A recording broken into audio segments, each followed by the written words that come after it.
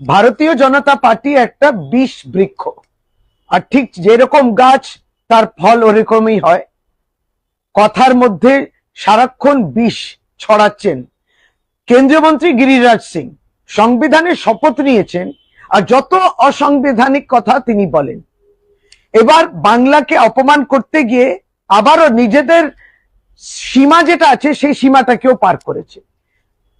কোটি কোটি মানুষ যারা বাংলায় বসবাস করেন, জীবন এবং জীবিকা এবং নিজেদের মধ্যে একটা একতা নিয়ে বাংলার মানুষ থাকেন এখানে। এটা একটা মিনি ভারতবর্ষ। সব ধর্মের মানুষ, সব জাতির মানুষ, সব প্রদেশের মানুষ এখানে থাকেন, একসঙ্গে মিলেমিশে থাকেন। এটা আপনাদের সহ্য হচ্ছে না, তাই আপনি সকলকেই বলে দিলেন আমরা নাকি সবাই রোহিঙ্গা, আমরা নাকি সকলেই বাংলাদেশি। এখানে কি অরাজকতার সরকার চলছে।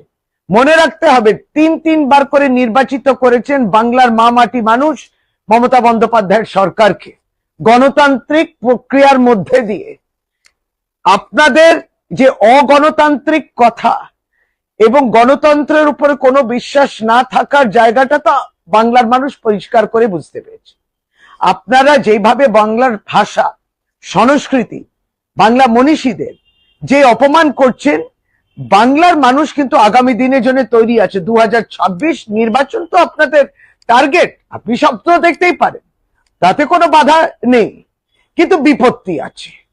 কারণ বাংলার মানুষ তৈরি আছে, একটা কড়া জবাব এইভাবেও দেবেন।